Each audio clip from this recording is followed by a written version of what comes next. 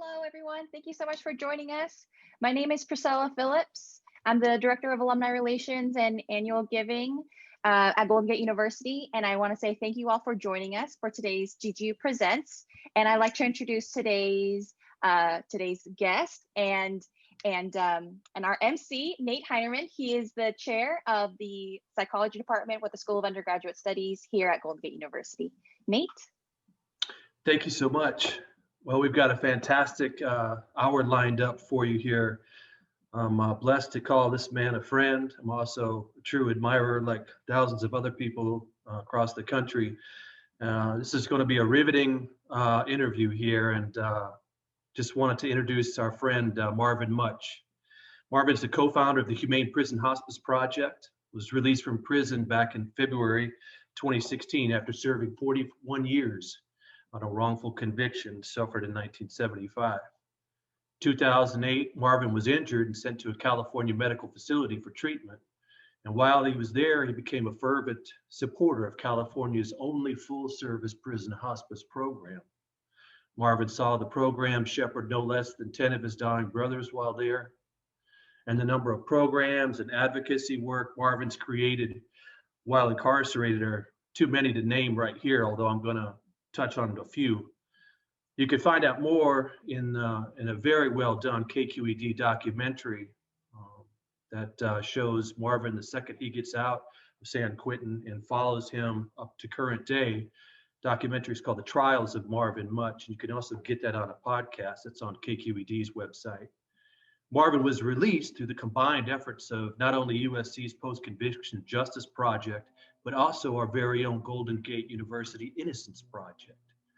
Since its release, I've had the opportunity to work with Marvin, especially on the Humane Prison Hospice Project, something that he helped found and is now associate director of. He's also the director of advocacy at the Prisoner Reentry Network.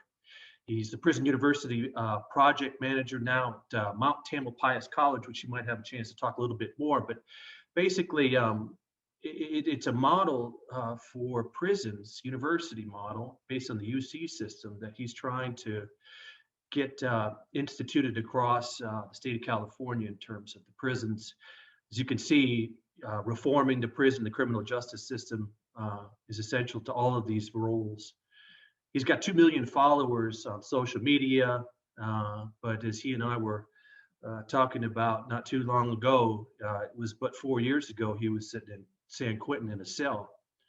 And so, these profound connections of serendipity, of hope, of resilience, finally, ultimately, of truth that have woven together to bring Marvin and Marvin's release to fruition and to bring Marvin to us here in this particular platform here at GGU.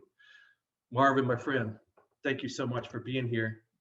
Thank you, Marvin, let's go back to the beginning. Help folks understand what it was like before any of this got going, and then how it ended up that the law got involved, and give us a sense of what happened.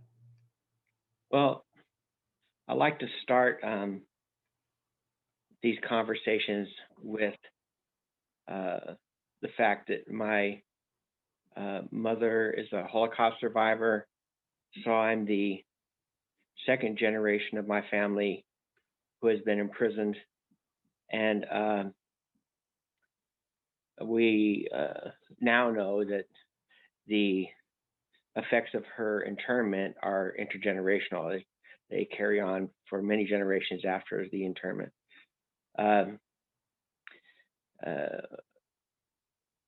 My mother was brought from, after the war, she was freed. She was liberated from the concentration camp she was in as a child. And she was brought at 8 years old to, actually, I think she was 11. She was brought to Yakima, Washington by missionaries and put in an orphanage. And at 18, she met my father, who was a Baptist minister. He had a tent show. He healed people. And So they were married for 2 years. Shortly after my sister was born, they were divorced. He loved her, I'm sure, but he could not overcome the effects of a life robbed of love and nurture. And she moved to California with her 2 children as a single mother. She was often absent due to hospitalizations, pursued by the ghosts and demons of her past. She had physical problems and other things that she was hospitalized quite frequently. And my sister and I were stored in foster care for months at a time. And I became a chronic runaway. I would run from these places. I don't know where I was going, but I was going. And I soon became a ward of the court. And I ended up in a boys ranch in Morgan Hill, California, and in juvenile hall frequently, and became a probationer. I got a probation officer at some point, and I was eventually placed in a group home called Because of Youth in Santa Clara. And one of the things that would happen there is whenever there was something illegal going on in the neighborhood, the police were able to go down to this boys' home and take all of us down to the police station, put us in rooms, and have people look in the windows to see if they recognize us. And every time that happened, they would make a notation in your juvenile file. On this date, the suspect was suspected of burglary. On this date, Marvin Mutch was suspected of assault.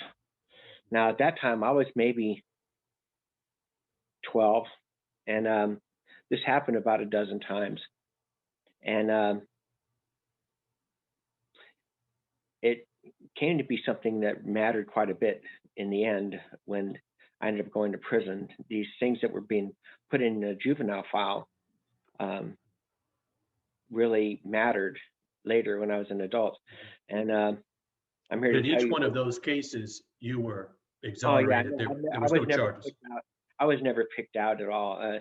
As a matter of fact, I don't remember anybody ever being picked out, but it really affected my juvenile file. And years later, people picking up that file and looking at it, they would go, "This is the guy. Look at this stuff. Look at what this guy's past is." And I'm here to tell you, there's really no standard when it comes to what people are allowed to put in those files as a juvenile, because you are a child, and the rights that are guaranteed adults walking around this world don't seem to apply to children. The Constitution doesn't seem to affect children until they become adults. And so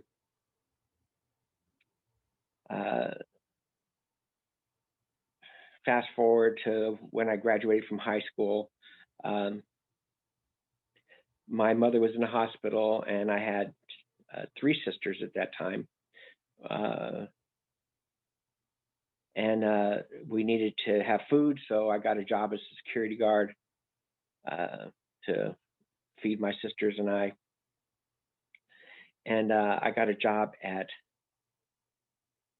Bell Potato Chip Factory, working the graveyard shift, keeping an eye on the trailers and the trucks. And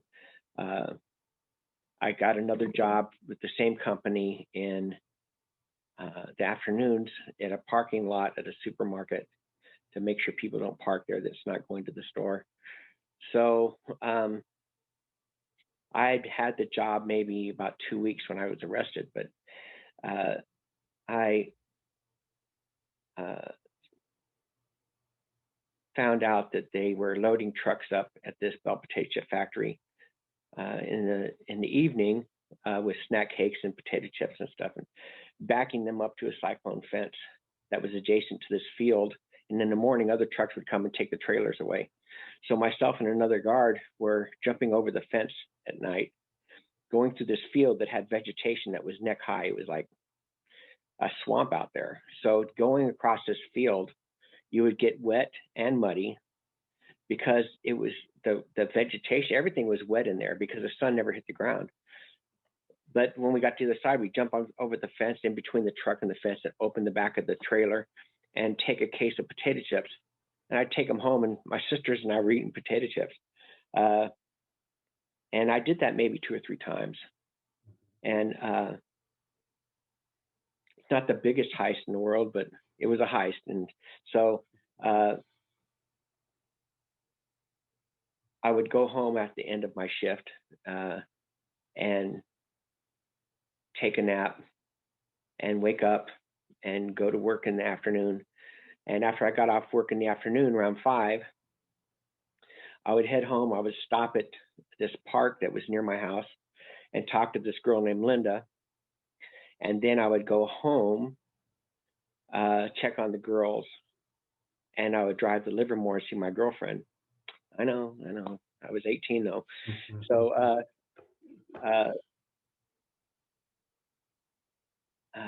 this one day I went to the park after getting off work in the afternoon, and Linda wasn't there. So I was heading back to the car, and I'd been out of my car 5 minutes tops at that time. And I saw this other girl. I said, "Hey, have you seen Linda?" She said, "Sure, she's over at the basketball court." We walked to the basketball court. Linda's not there. I go back to my car. So all told, I'm probably out of my car 8 minutes, maybe a little more, maybe 9 minutes. But I get back and there's a police officer in a car behind my car writing some stuff down. So I get in my car, I drive off. And I was illegally parked. And I look in the rearview mirror and the cop is following me. So now I'm freaking out. I don't have license. I don't have a registration for my car. I don't have insurance. I just got this 62 Lincoln about a week before. And I had nothing. And I just knew they were going to take my car away. I'm freaking out about that. I look back up in the window or in the mirror, and she's gone. Turns out she got called to a robbery. Well, I go home, I check on the girls, I go to Livermore. About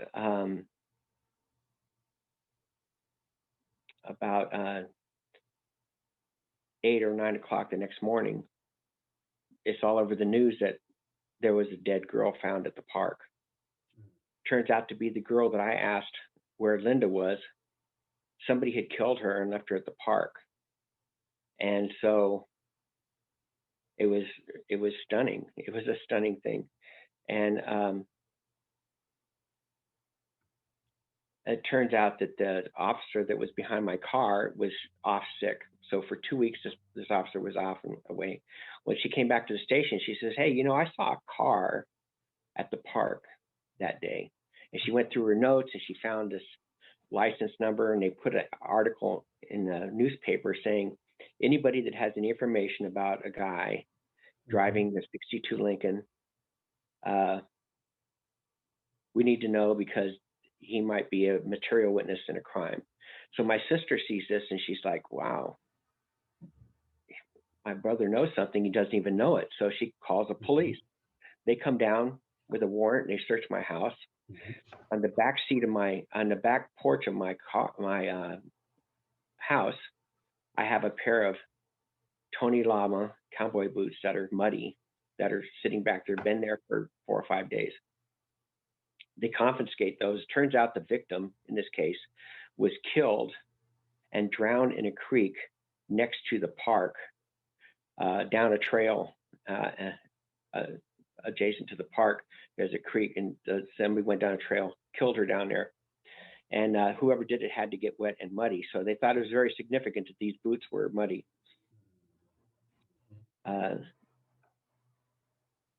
So they put a warrant out for my arrest. I ended up getting arrested they confront me with these boots and other things they got from my house. And I told them that when I left the park that day, everybody was still alive. And so once I saw the pictures of the crime scene, I wasn't worried at that point because the person that committed the crime was wearing Converse All-Stars tennis shoes. Had nothing to do with those leather flat-bottom boots. Mm-hmm. So I wasn't really worried about it. It wasn't something that caused me concern. Mm-hmm. So it turns out my sister told them while they were searching the house that they asked her, had he ever come home wet or muddy? She says, yeah, on more than one occasion. Mm-hmm. So they took her statement, put a warrant out for me, arrested me. When my public defender tried to find her to question her about what she had talked about with the police, they wouldn't tell him where she was. Turns out that after I was arrested, my sister tried to commit suicide because she thought she was responsible for my arrest. And they put her in juvenile hall. 4 days after she was put into juvenile hall, they came and got her out and brought her to the home of the district attorney's investigator. And she stayed in his home as a foster child until my trial, never letting my attorney have access to her at all. It's just one of those shocking things that you never hear of. Marvin, do you think she thought you had something to do with it, or do No, she never thought that. But the specter of these boots and her statement that I had come home wet, sometime, like I said, I'd only been at that job for 2 weeks, so Mm-hmm. everything was sometime around the time of the murder. Everything Mm-hmm. that happened in that 2 weeks was sometime around the time of the murder. So she was sure that it wasn't the day of the murder because it was such a shocking event. She knew exactly where she was the day before and the day after. It was just one of those things that you remembered because it's such a shocking impact to your life at that point. Mm-hmm. So I'm still not concerned. I'm set up for trial. We're going through the motions of having a murder trial in Alameda County in 1974. And my public defender asked me to cut my hair, and I wouldn't do it because I was so sure I was going to walk out of the courtroom that I didn't cut my hair because I wanted to have the hair that the girls liked when I got out. And looks like, I'm paying for that now, but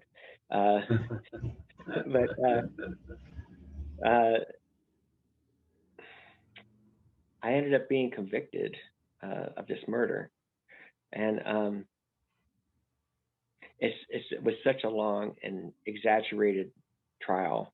There's so many points of concern that happened during this trial. It would take the rest of this broadcast here to go over it all. But needless to say, I was arrested and tried and convicted.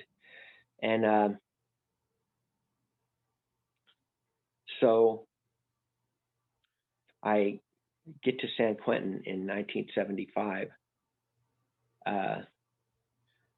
Marvin, can I ask you a question here before we get to San Quentin? I know this is the crucial part of the story here, but I was just curious. Did your defense say anything to you either right before the conviction or after in terms of solidarity or something paternalistic, like, hey, we want to support? Did they believe you? Were they on your side? What was the tenor or the mood of your all's relationship at the time? Well, my attorney was a public defender, and I was his first murder case. Mm-hmm. And it was kind of funny. He asked me to cut my hair because he had a ponytail down the middle of his back, and he fought. He was did everything he could do, but it was 1974, and things were different then. So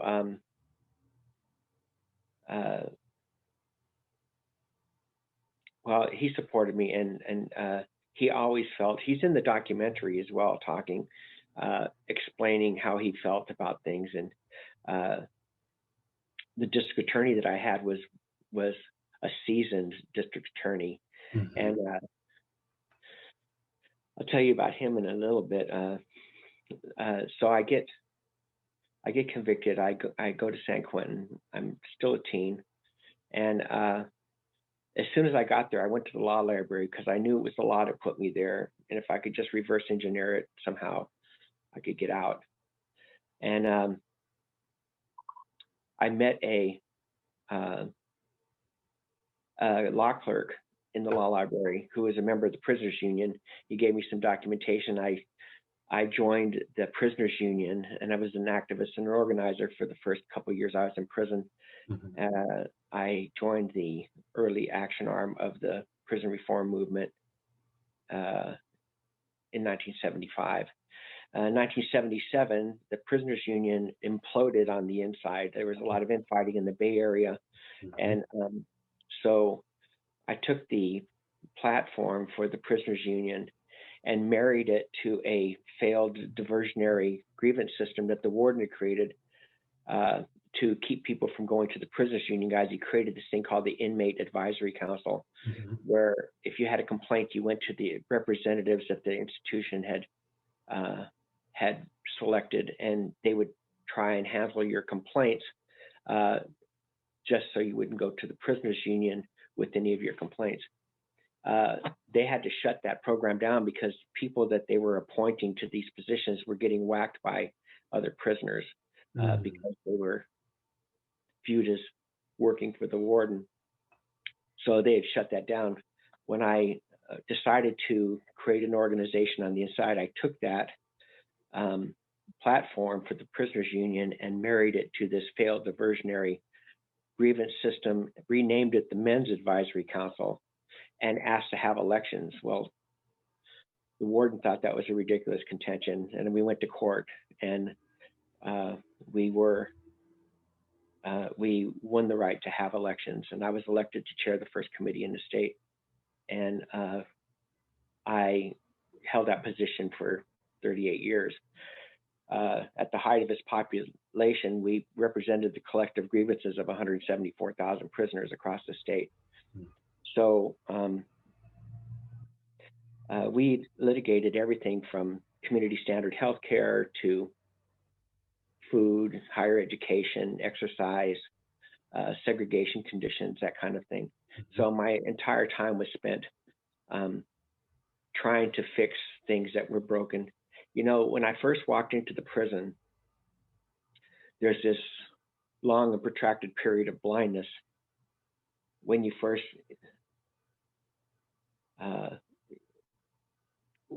incarcerated. It takes a long time to be able to see and recognize just where you're at, get your bearings in this very dark place. And once I was able to see, I saw that the place was a minefield of broken lives. Mm-hmm. There was souls everywhere, and they were asking that I take this journey with them and help them fix things. And so during my time in foster care, I suffered a lot of abuse, and abuse will either make you an abuser or will make you a fixer. And I happened to be a fixer. So I immediately was occupied with all of these things. The brokenness of the prison system occupied every moment of my awareness and focus immediately for the whole time I was in prison.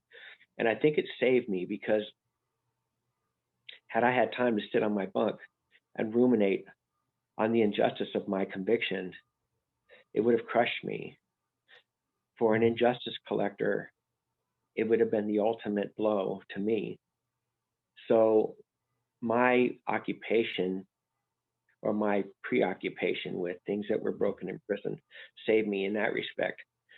But it also made me an expert on what was going on there. I often say when I go out and speak that the worst thing California ever did was let me see the inside of that place. They never should have done it. So we filed administrative appeals for people and their medical issues. Some of them ended up being picked up by the prison law office and turned into class actions. And one of those ended up becoming a class action lawsuit that put California's prisons into receivership. And over the course of that litigation, they ended up releasing 62,000 people from prison because of this overcrowding that was affecting the medical care and causing death. So there were things that happened that that validated my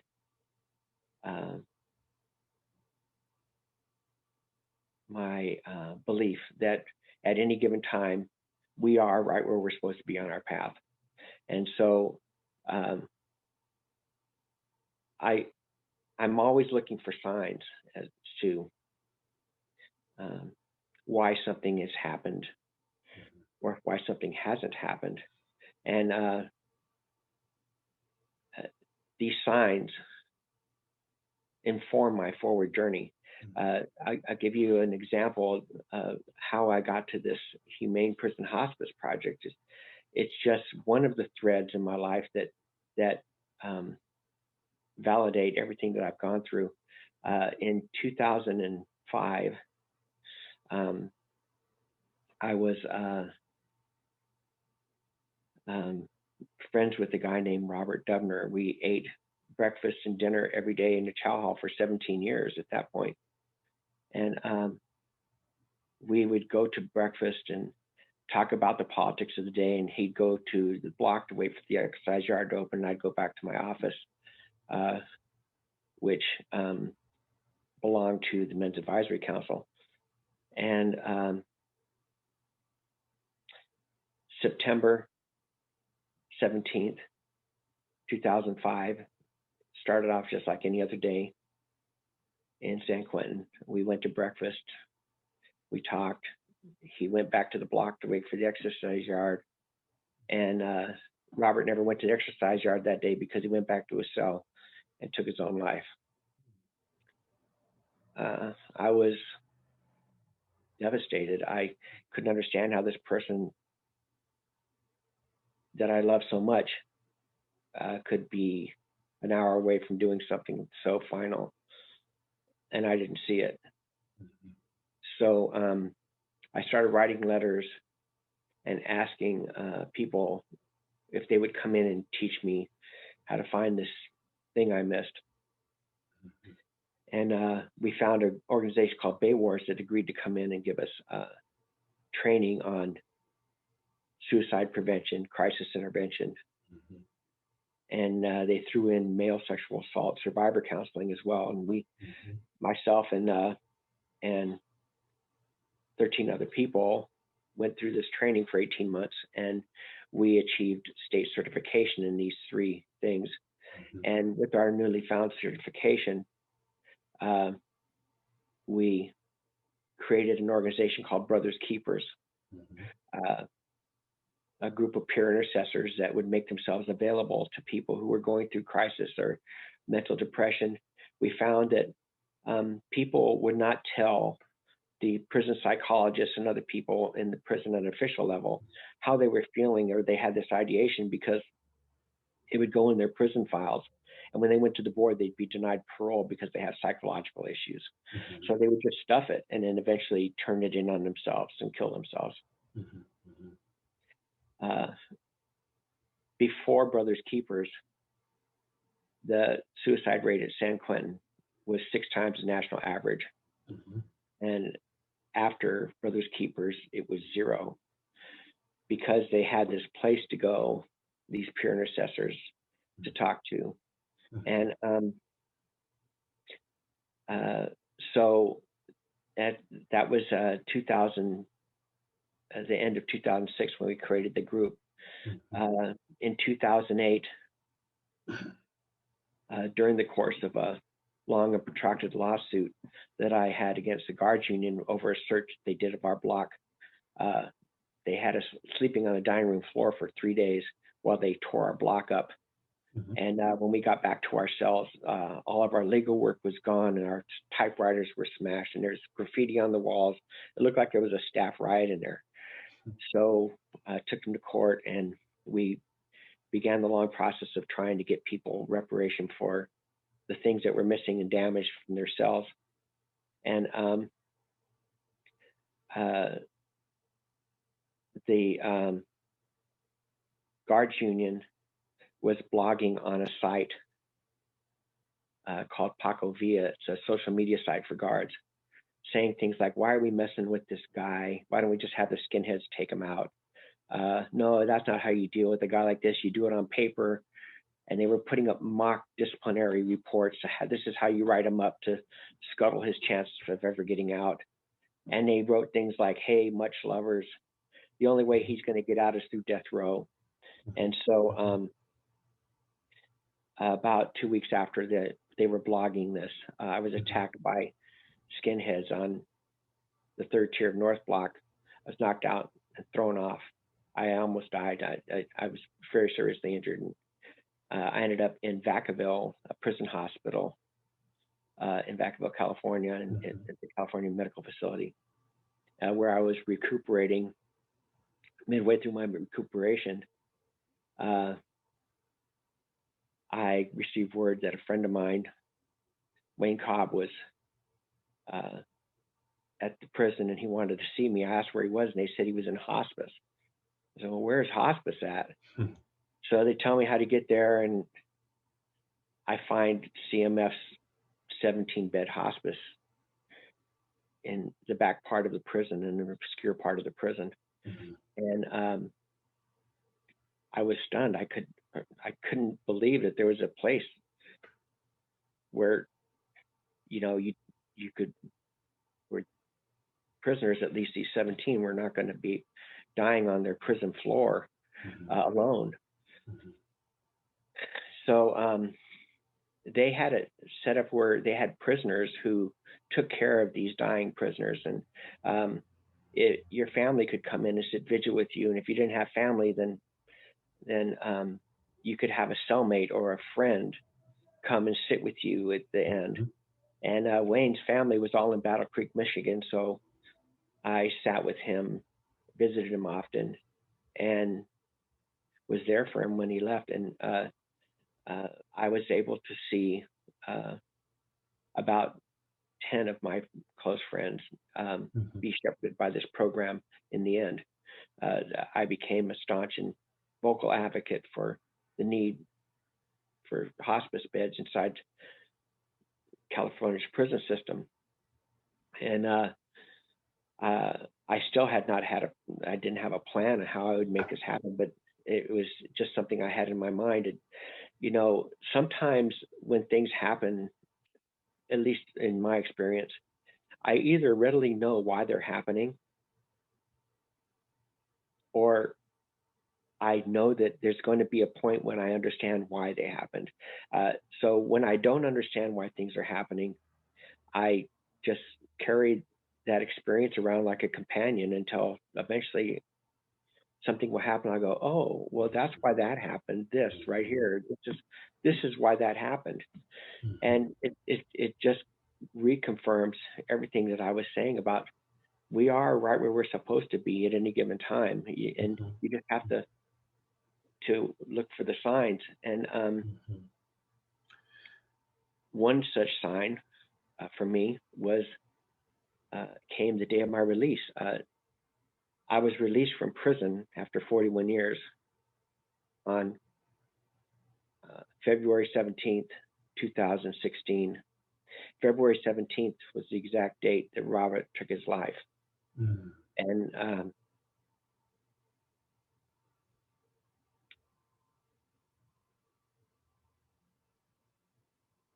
the joining of those two dates was stunning. I stood outside the prison for a minute and wondered about it. I was out maybe, I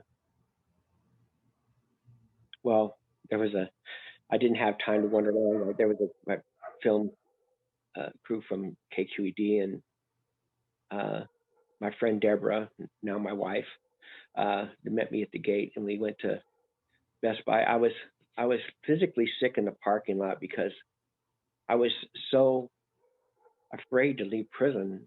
I know it's odd. I know this, people look at me funny when I say it, but the days leading up to my getting out, well, first of all, in 2000, let me back up a little bit.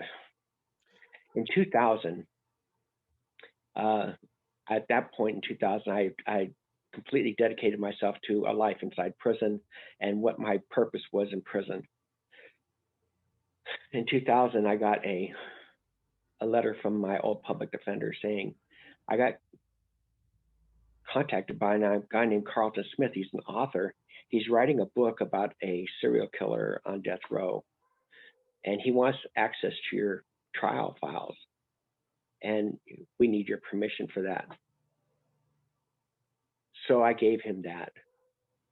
And he said that during the course of researching the book on this guy on death row, he is the one that found the evidence that showed it was indeed the subject of his book that had committed the crime I'd been in prison for. This guy, when he was a young teenager, was the boyfriend of the girl who was killed at the park. She broke up with him the day before the murder. He went to the park that afternoon and killed her shortly after, maybe 2 hours after I had left the park. We know it was 2 hours because the police officer that had gotten behind my car had called in my license plate when I drove away. It's 536. I'm behind a car occupied one time. This is the license number. Sometime around 7 o'clock that night of the murder, there was a couple named Steve and Linda Huntoon who were having dinner in their home, and they heard this scream that was so distressing. They went outside in front of their house to see if somebody was hit by a car. They didn't see anything, so they went back to their meal. The next morning, the body of this girl was found 60 feet from their backyard. They had heard the murder nearly an hour and a half, 2 hours after I had left the area. And so we found through Carlton Smith's research that there was all sorts of things, witnesses, this guy who committed the crime, that statements, the fact that his sister had said to the police that he had crawled out his window that night out of his house, and that he had Converse All-Stars. That's what he wore. And so the scene of the crime, the only two sets of footprints that were there were the victim and these Converse All-Stars. There was a long and protracted struggle with the footprints overlapped and each other. And so we know that the killer was wearing tennis shoes. She also said that he had come back from the park earlier that day or earlier that evening, upset, and that he snuck out the window later that night. We now know from a statement when he became an adult, he had several serious arrests under his belt and a couple of prison terms by the time he met this woman named Michelle Mashad, who was also on a female death row because they took her van and turned it into a torture van. And they were luring women in this van, and he killed a woman named Vanessa Sampson from Pleasanton. They drove all the way to Lake Tahoe with her and tortured her, killed her, and left her in a snowbank. Well, Michelle Mashad said that he had taken her to the scene of this crime that I was in prison for, and said, "This is the one I feel most guilty about," and told her how he had taken his Converse All-Stars, because the police, when they were questioning people, were asking about those shoes, crawled out his window and buried the shoes by this tree, which now has a subdivision on top of it. So these are all things that we didn't have any idea about. We didn't know anything about it in 1974. We had no idea. When he showed all of this stuff to my public defender, the public defender said he hadn't seen 70% of this stuff during trial. And so that was in 2000. But that on its face, while convincing to a lot of, external audiences, wasn't enough on its own to sort of proceed the case to the next level at which it actually was able to achieve, in part because of the GGU Innocence Project. Is that right? Well, once we found all of this information, we had the Golden Gate University Innocence Project, Susan Rutberg and her students became interested in my case. And they went through everything and decided to take my case. I was in the 3rd division of the 1st Appellate District. Now, if I was in Division 1 or 2, I would have been fine with the writs that we were filing. But because I was in 3, they were falling on deaf ears. And so in 2006, Susan decided, we're just going to do a Shawshank Redemption thing. We're going to ask for a full board, and we're going to present everything. And they had a presentation, had a hearing. Normally, I only had 2 commissioners. This time was a full board, and they ordered my release. 2 days before I was supposed to go home, Arnold Schwarzenegger exercised his discretion as governor to reverse, and I stayed another 10 years. Susan, shortly after that, the project, from what I understand, did not have the funds to keep going. The project was shut down. She was retiring. So Morrison and Forrester took my case, and they represented me for a year or more, spent $1 million trying to follow up on this stuff. But like Susan, they were running up against a brick wall with the 3rd Division of the 1st Appellate District. And so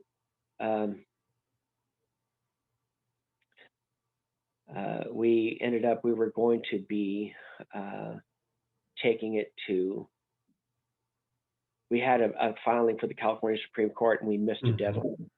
And so we were time barred. The issues we could not come back with them. So shortly after that, the USC Post-Conviction Justice Project, Professor Heidi Rummel. That's when they came in. Yeah, they took my case. And armed with these years of research and evidence that was collected by GGU, they were able to build on that. They found the district attorney that had prosecuted me to ask him about my sister being brought to the home of a prosecution team member. I mean, if you stopped a witness on this courthouse steps and asked them questions, you could get charged with witness tampering. Yeah. But you take them to your home, seriously, and you feed them and take them out on outings and make them a child in your home.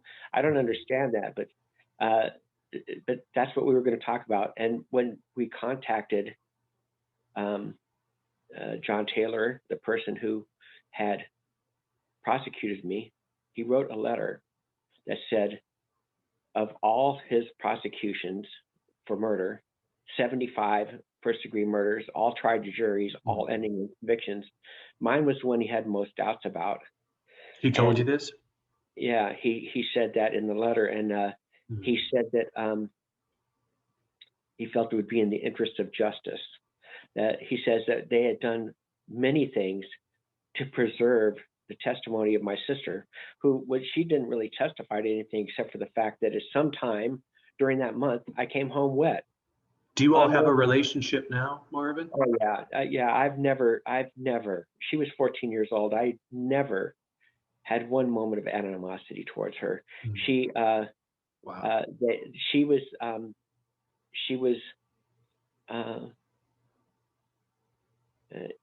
in the custody of a government, you know what I mean? So she's never been anything other than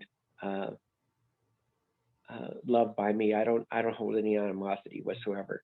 In fact, I go see her often, and so. Marvin, can I ask you a question here real quick? We're at the question and answer time, and I know two things. One, the full version of what we've just now, in a sense, barely entered into, is documented in the documentary, which won an Emmy called "The Trials of Mormon Mutch," which you can find on KQED. And as you and I were talking earlier, there's a screenplay in the works, and there's going to be a feature-length film based on your life. And so they're just trying to get someone with the right hair to get it. Right. Well, they were going to get somebody else to try and read the screenplay and see if they would take it.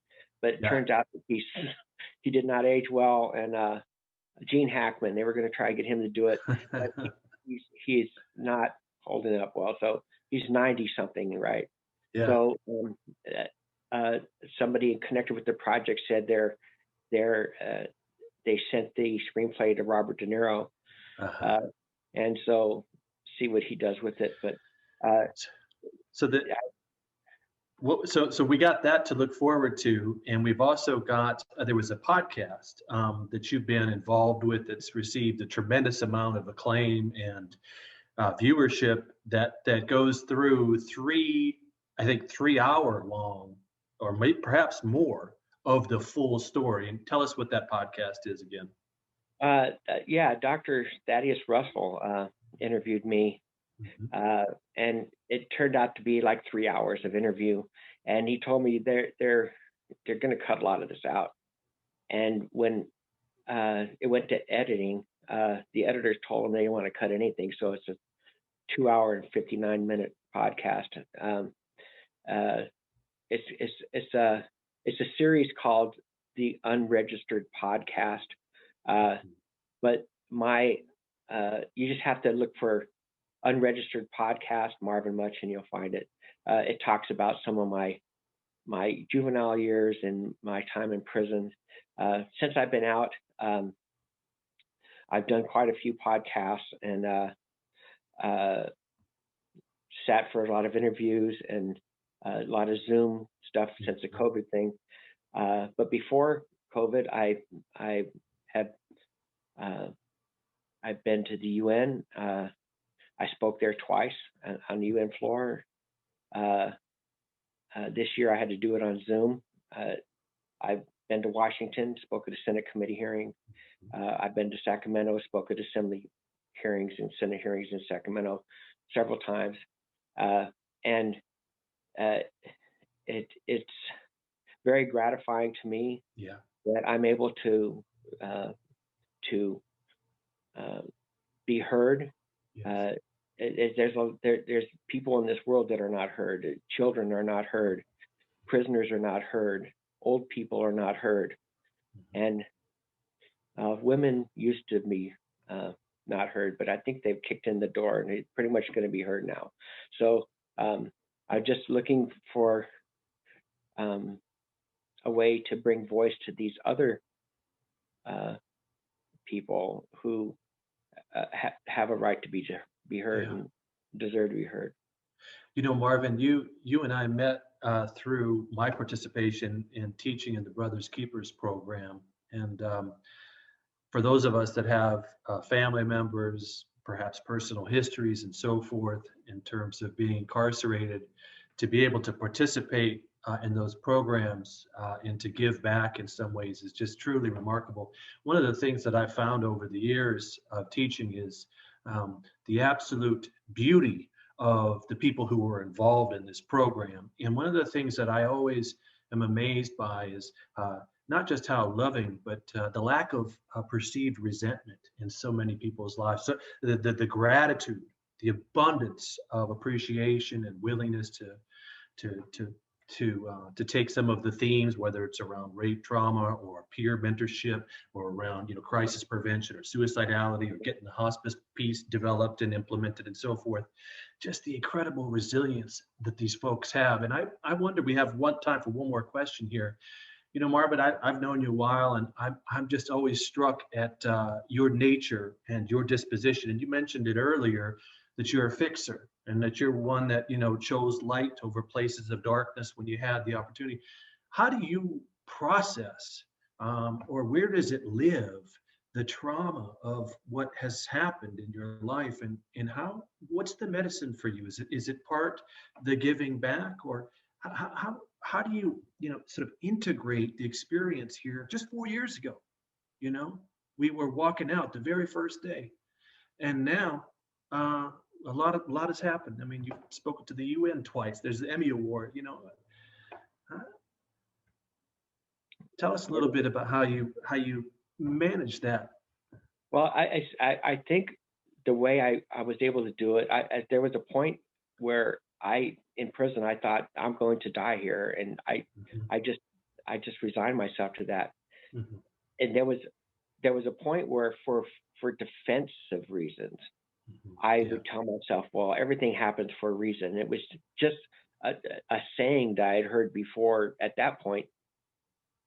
It wasn't until I realized that things really do happen for a reason. Mm-hmm. And I don't know that if the happening itself is part of a continuum, or whether you develop an ability to take these things as they come in their natural shape and form them into something that is going to be better. Yes. If we're to believe we have any purpose in this world, is to take things that are bad and make good out of it. And so I've when I left the prison, I didn't have a plan for hospice. I was contacted by a person named Sandy Fish and her friend Ladybird Morgan, who they are the founders of the Humane Prison Hospice Project. And they had been trying to get an audience with the warden for 10 years to try and establish a hospice at San Quentin, and asked if I would be willing to help. And they had actually talked to another person who had gotten out of prison before I did. And they said, when Marvin Mutch just got out, you need to talk to him. Yeah. So we had lunch, and a few weeks later, the Prison Hospice Project was born. And we are well on our way to realizing our goal of having hospice care in San Quentin. And so when these kind of things happened in succession in their time, mm-hmm. And the roots of this thing that we're dealing with are lodged in the dark earth, that at the time felt cold and covering. It helps you to believe that there's nothing that you should reject from your life. I keep track of everything, good or bad, mm-hmm. because I know that's going to come a point when I understand what the meaning of that is. And like I said, I don't know. I can't say that it's a part of a continuum that was preordained at some point, but I will say that I have found myself able to take these things and apply them with an energy and a direction that I think is going to further my forward journey. And so that's how I deal with it. Wow. If you moan over everything bad is happening. I mean, if I was still in that frame of mind, 2020 would have killed me. I would have went back to prison.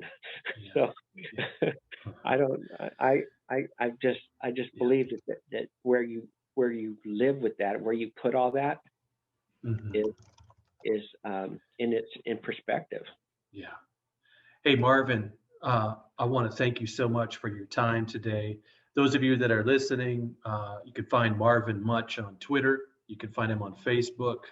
You'll also find more of his work as director of the advocacy at the Prisoner Reentry Network online.